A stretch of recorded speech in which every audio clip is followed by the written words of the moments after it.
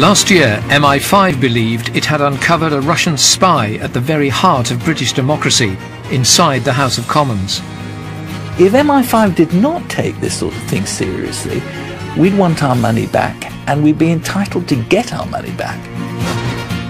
The 26-year-old Russian, Katya Zatulivyacha, was accused of being the eyes and ears of Russia's foreign intelligence service.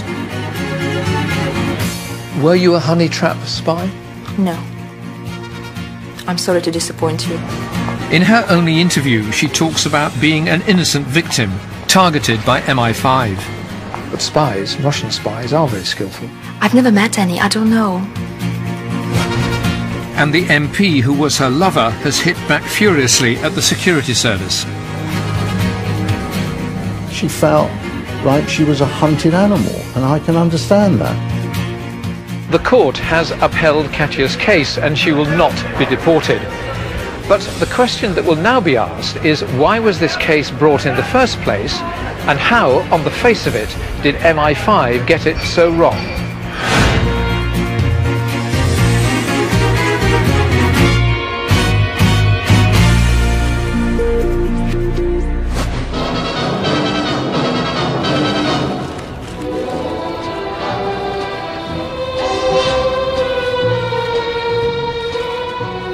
On Tuesday, Katya's long battle to avoid deportation and clear her name ended in victory. She'd taken her appeal to the Special Immigration Appeals Commission, SIAC. It deals with sensitive cases of national security, and some of the evidence is heard in secret. This is the first espionage case the court has ruled on. And what did the verdict mean to you? Everything. I would have been branded as a spy forever. At the heart of the story is a tantalizing question. Was Katya an innocent abroad, or a long-term sleeper for Russian intelligence? Were her relationships genuine, or was she a honey trap spy? Is the honey trap purely a Hollywood fiction? No, gosh, no, it's not. Of course it's not. It's only fiction for governments and countries that play by some kind of sense of rules, whatever that may be. Honey trap is used extensively. The fact is that a honey trap spy represents a very real and present threat. Gullibility must come into it by definition, because, you know, what sensible 60-year-old man thinks a 22-year-old woman has found the love of her life in him? I'm not saying it never happens, but it's very, very unlikely. The story begins in St. Petersburg, where Katya studied international relations. MI5's assessment is that she was recruited here by one of Russia's intelligence agencies when she was a student. St. Petersburg is a well-known recruiting ground. There will have been people whom everybody knew was from the KGB, the FSB, around. They will have watched her, they will have approached her, and they will have invited her in for a career chat. Vladimir Putin was recruited there. He let it be known that he wanted to work for the then KGB, and they duly recruited him there. When you were a student at St. Petersburg University, were you ever approached by anybody from Russian intelligence? No. Never? Never. We were absolutely unaware that there was actually Russian intelligence around us. Every year, students from the university volunteered to help at an international conference. Katya acted as one of the chaperones. This was how she first met the Liberal Democrat MP, Mike Hancock. I was working with the British delegation, which consisted of British MPs and lords. What did Mike Hancock say to you when you chatted to him? Lots of things. Did he make advances to you? Can we make a break? I met her at a conference in St. Petersburg in 2006. She was bright, intelligent, spoke good English, friendly. That was it. It was the beginning of a 4-year relationship between the married MP and the young Russian. But Hancock wasn't the first Westerner chaperoned by Katya who would fall for her charms. 2 years earlier, she met a Dutch diplomat at a St. Petersburg conference. We had a couple of drinks, had dinner at the reception, and exchanged our details. And then next day went for dinner, then theatre. Did you sleep with him? Yes. Did you know what his job was? He was a Dutch diplomat, that's everything I knew. Did you ask him about his job? No. Spying, the second oldest profession in the world, still relies on human sources to deliver what nothing else can. People look at technology in the spy business, and because it's sexy, they think it's the center of the universe. I don't care whether it's the 15th century or whether it's the 21st century. If you want to understand intent, you need a human being. In 2006, Katya moved to the UK. Mike Hancock later gave her a job as his parliamentary researcher. She was vetted and given a parliamentary pass. Now, with a House of Commons pass, Katya was at the heart of Westminster and potentially close to some of its secrets. At Westminster, Mike Hancock was a busy MP with a seat on two important parliamentary bodies, the All-Party Russia Group and the Defence Select Committee. What kind of documents would Mike Hancock have had access to? Would they be confidential documents? For the most part, it's not seeing some plan of a bomb-making installation or something like on a James Bond episode. It's nothing like that at all. It's what you're trying to do is gain information and knowing who's sleeping with whom, having access to a building where there are lots of other people's researchers, you can get to know them, where most doors a lot of the time are not locked, would be immensely useful to another country's intelligence gathering operation. Did you see any confidential documents in the course of your work? Never. Did Mike Hancock ever show you or give you any confidential documents? No. I never hid the fact that Katya was a Russian working for me. Why should I? She was very good at her job, and irrespective of personal relationships, she was the best person for that job.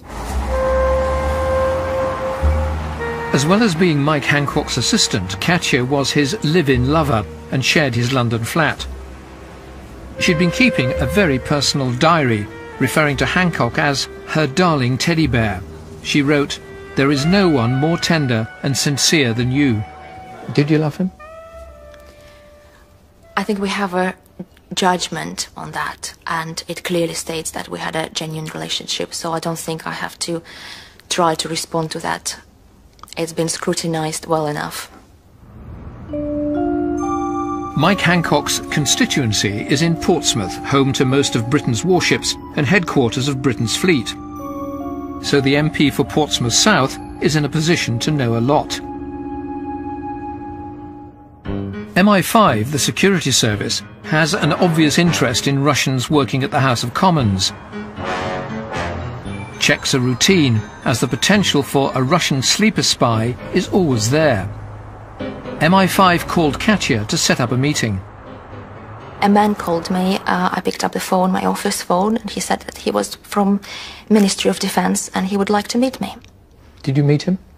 Yes. And did he say he was from the Ministry of Defence? No, not anymore. He now said that he was from MI5.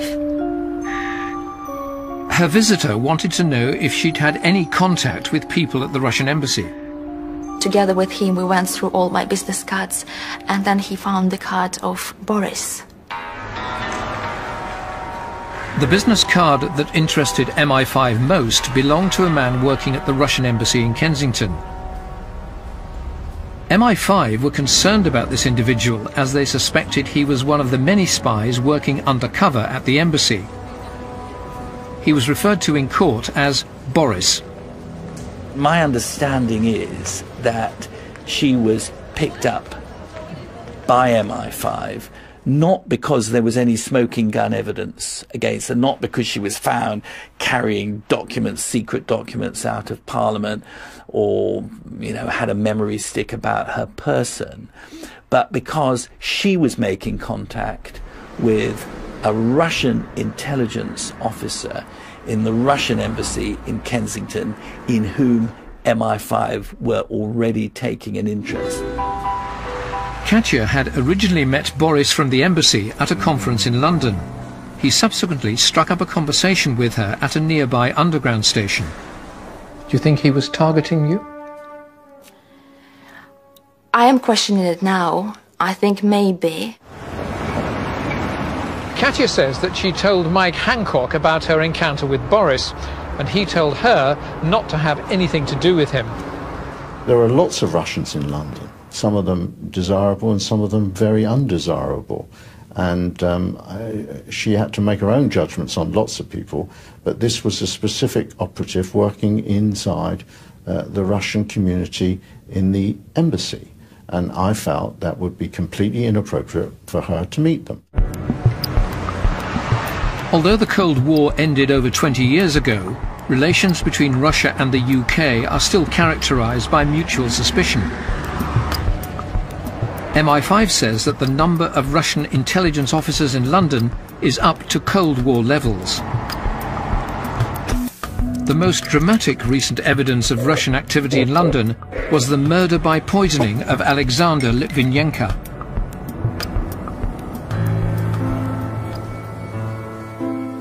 Every day you could see he became worse. Every day it was fight for life. He'd been an outspoken critic of the then President Putin.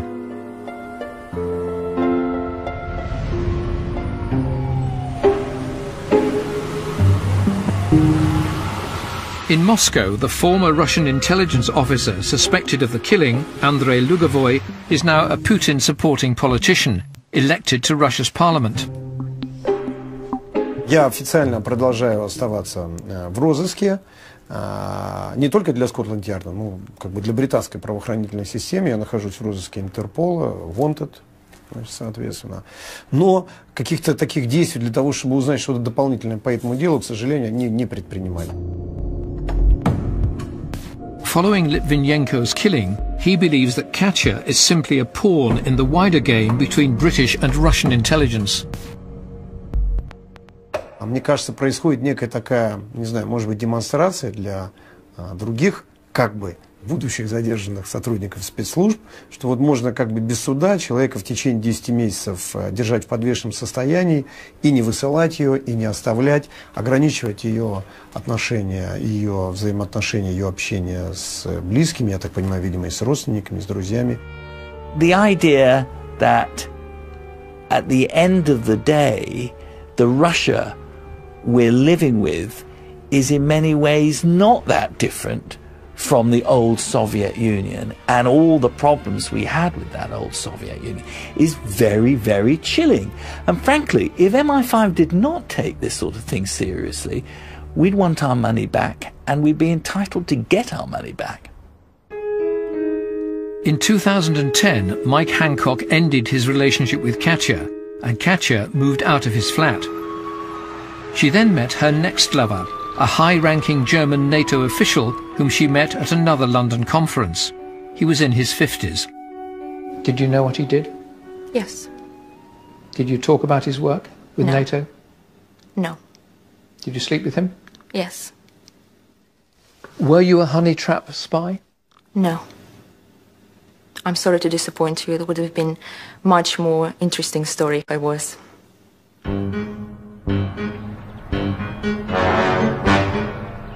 In the summer of 2010, alarm bells from across the Atlantic rang in MI5 headquarters.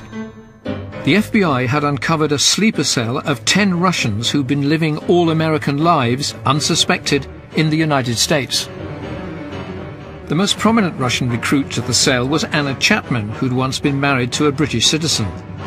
On her return to Moscow, Chapman was greeted as a Russian hero, cashing in on her newfound fame with a series of photo shoots. She even went on to host her own TV show. All I'm gonna say is I'm interested in helping other people. That's all. That was a very disturbing case because it was clear the Russians were putting a great deal of money into developing long-term sleeper penetration agents at a young age who could be expected one way or another to grow into the fabric of American political culture. But Katya was different.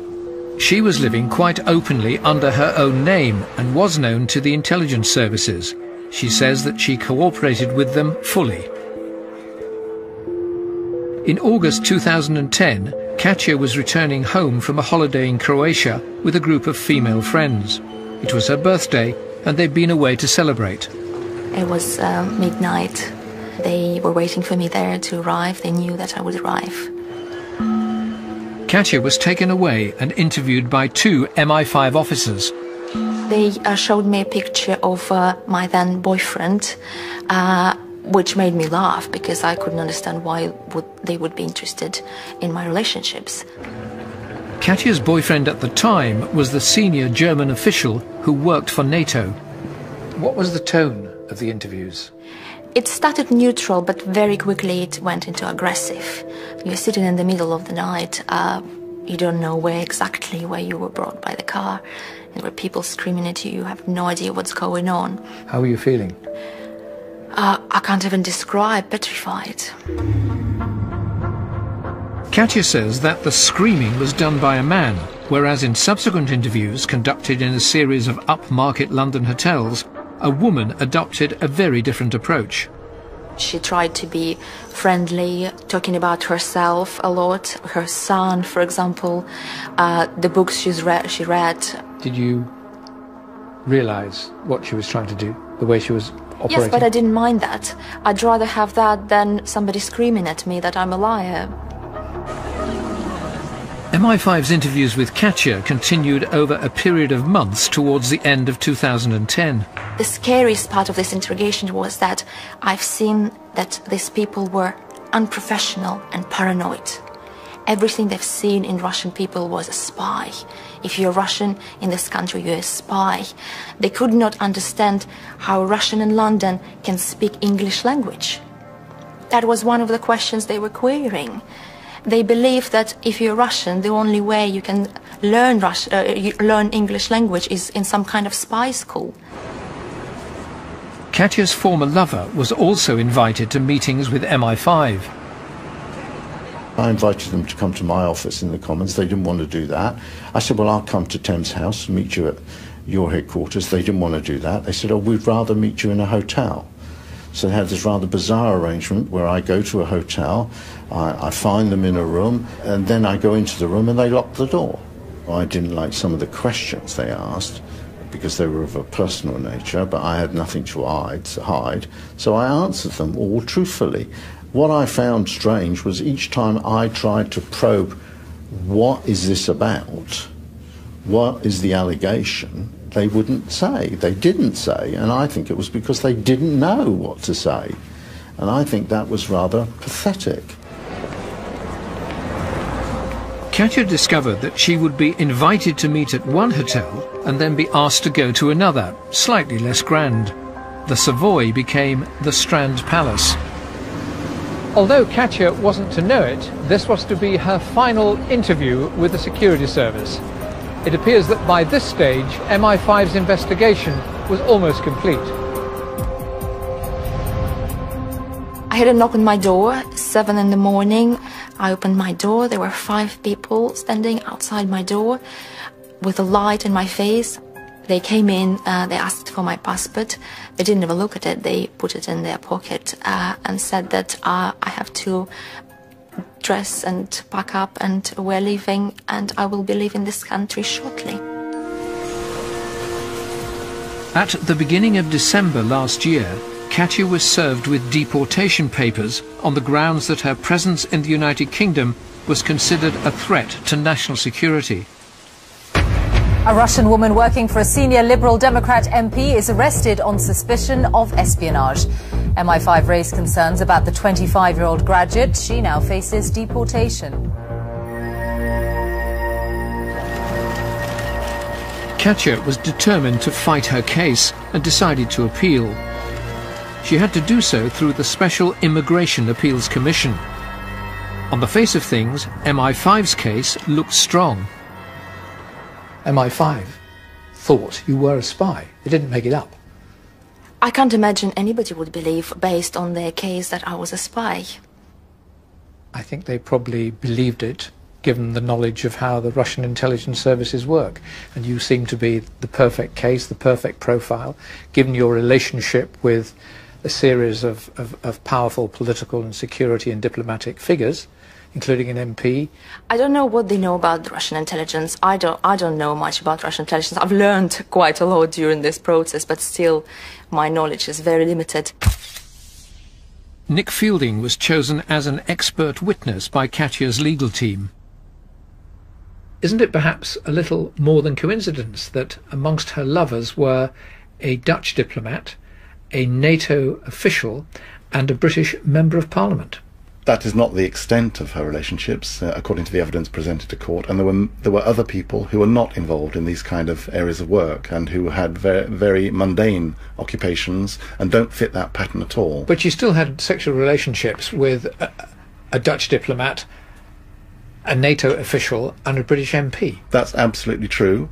On the other hand, she was somebody who was a student of foreign relations. That was her degree and her postgraduate degree, and she was mixing in precisely those circles. Katya and her legal team took a momentous decision in a desperate bid to convince the three judges, one of whom was a former Director General of MI5.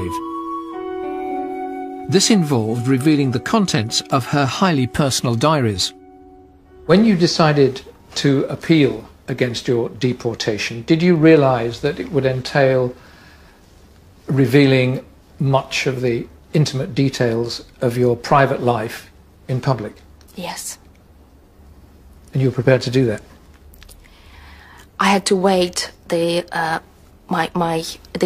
two options I had. One is that I will be forever branded a spy, but will be able to keep my private life private, or I had to give all of this out into press and into the public, but be able to prove that I'm not a spy. And for me, more important was to prove that I'm not a spy. The only way we could try to win this case was by really giving the court an avalanche of evidence about Katya's life, about her relationships, about what she's done over the past 10 years, to show and to try to prove a negative, which is that she is not and never was a Russian spy. I was crying in my lawyer's office, was absolutely prepared to be humiliated by the press, by everybody around me, yes. The appeal hearing lasted for 9 days. Having decided to reveal her personal thoughts in her diaries, Katya was taken aback when their authenticity was questioned. But if you had been a spy, it's reasonable to think that you would have written the diary as part of your cover. It would be incredible, would be very skillful. But spies, Russian spies, are very skillful. I've never met any, I don't know. Katya's diaries became crucial evidence. When the judge declared them to be genuine, MI5's case started to unravel. In closing arguments, Katya's lawyers said that the MI5 investigation was more akin to Inspector Clouseau than George Smiley. The senior case officer in this case had only been with the counterintelligence department since the spring of 2010. She didn't speak Russian. She wasn't sure how many people in her team even spoke Russian. She told the court that she had received effectively on-the-job training in counterintelligence. All these things point to somebody who doesn't have a huge background and a great deal of knowledge about the way in which the Russian intelligence services operate. And I think that is a little bit disturbing to me. How do you regard the way in which MI5 have handled your case and brought your case? Extremely unprofessional. I was absolutely shocked. I can understand that they would have suspicion about me as a Russian working in parliament, about my relationships as well. But suspicions is not everything. You have to find evidence. The security services case was found to be wanting at every stage. The last year has been a Kafkaesque nightmare. Although the court vindicated Katya, the judgment criticised her character. It described her as immature, calculating, emotional and self-centred, but her supporters have hit back.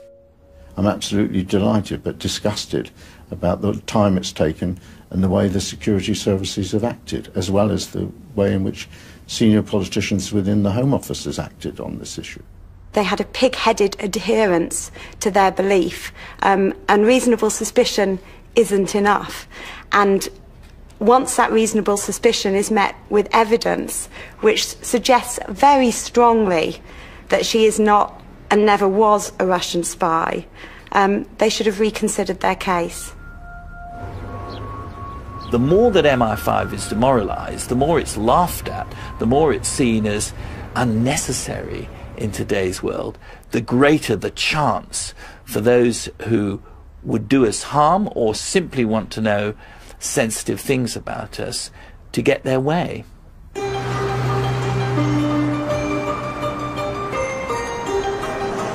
Although there will be disappointment at the Home Office that it has lost a high-profile case, the mood at MI5 headquarters is likely to be more sanguine.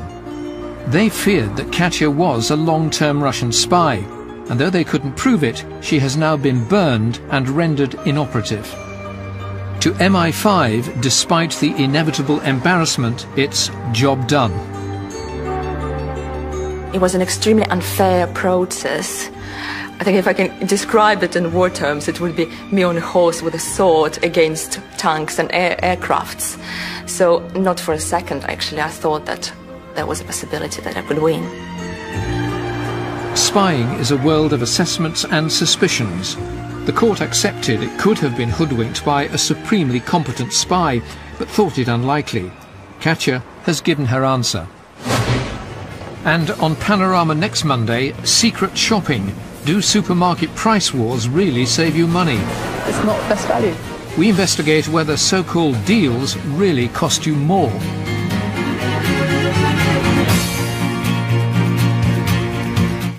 If you thought it was cold here during the winter, then how about -50? The humans who live in the extreme parts of our frozen planet next.